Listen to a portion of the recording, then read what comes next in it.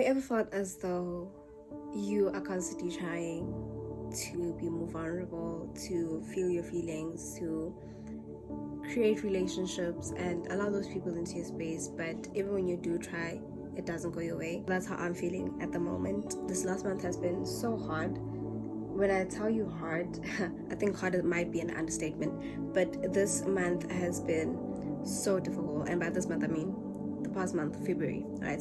Mind you, February was my birthday month. Mind you, February was like Valentine's, all that type of cute stuff. And I did manage to go to a Valentine's, but it also left me financially distraught. I was shocked. I was like, oh wow, okay.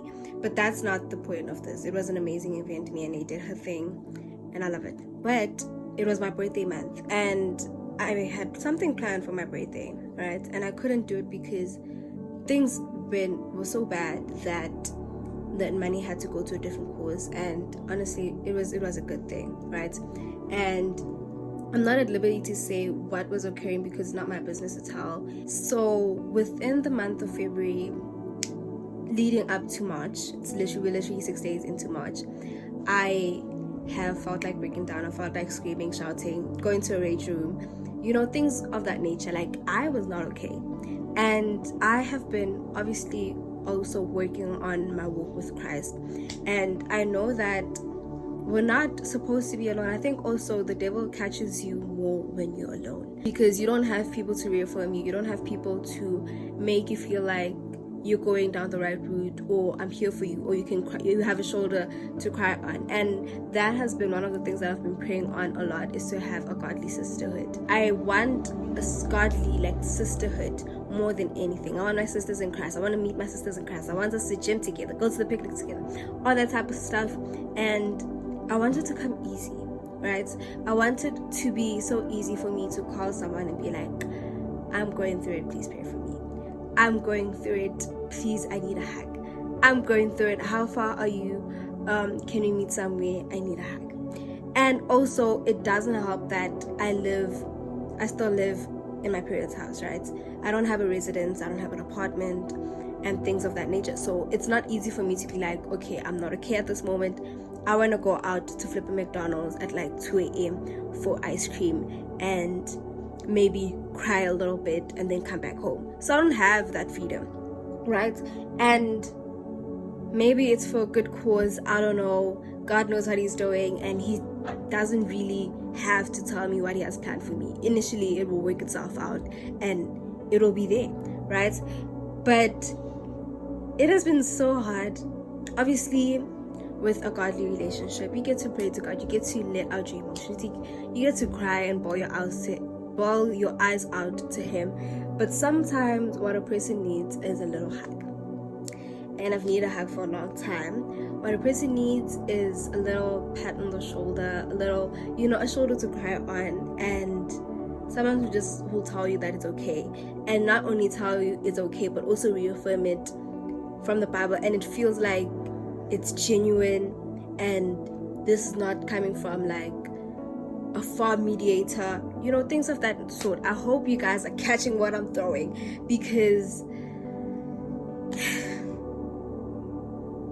when you're so adamant and so not anxious, but so adamant and excited to do something and get something, and you want certain results, and sometimes those results you don't get them instantly, it also kind of defeats you. So there have been so many aspects that have occurred in February, maybe the end of January and February alone, that were like, what is the plan?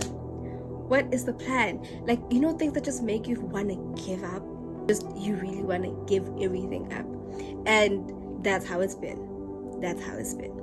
If I had a therapist, maybe I'd be saying something different. But I don't have a therapist. I don't have people that I can easily just go to, because like I said, I'm a type of person that I love constant communication. But because of how things have been lately, that constant communication has stopped on both ends, actually. And it's like, when that constant communication stops on both ends, you don't know where you stand. I'm the type of person who, I want us to speak, but if you're willing to speak, I'll speak to you. So if it happens that like, or you're going through your own stuff and you want to go through them through silence and without letting anybody in, it's like, okay, then obviously distance will be wedged in. Even during the holidays, the break was too long, but even during the break, I was like, I don't have people to talk to like that. And it's not like I want a plethora of human beings, like a multitude of human beings to talk to, but it's like 2, 3 will be fine, and this has been a topic with my mom so much, and I've been like, Mom, I don't want a boyfriend. I don't want a lot. I just genuinely want good friendship. And she has obviously put it up to my attention that these might be the reasons as to why I don't have friends, and I get it, and I am trying to work on it. But sometimes I think also one of the major things is the ability to be vulnerable with human beings.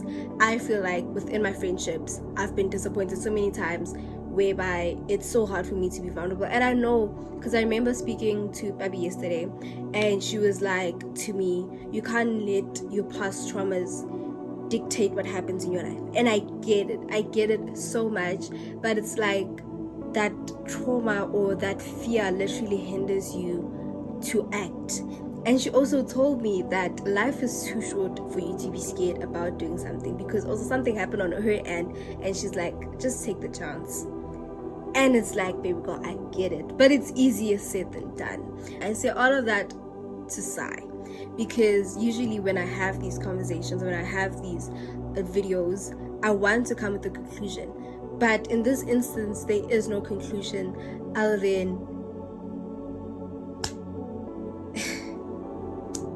I want to get to a point where I can be vulnerable and let my friends in and actually create friendships that make me feel like I don't have to act a certain way or be someone or put myself in a space that drains me to maintain them, or feel as though I'm not worthy enough for you to communicate with on a weekly basis, even if it's like I love on a daily basis, but for some people that's too much, and I get that. But I just want to get to a point where it's not hard for it to start, like it should be easy to start a relationship or friendship, platonic or romantic, and then as trials and tribulations come through, when you guys are already within the relationship or friendship, then it's easier to go through it because you have created some type of foundation. And I love me a good godly foundation, so I hope that as things progress, they will get better, and perhaps I'll give you guys an update, but for now that's it from Miss Riley.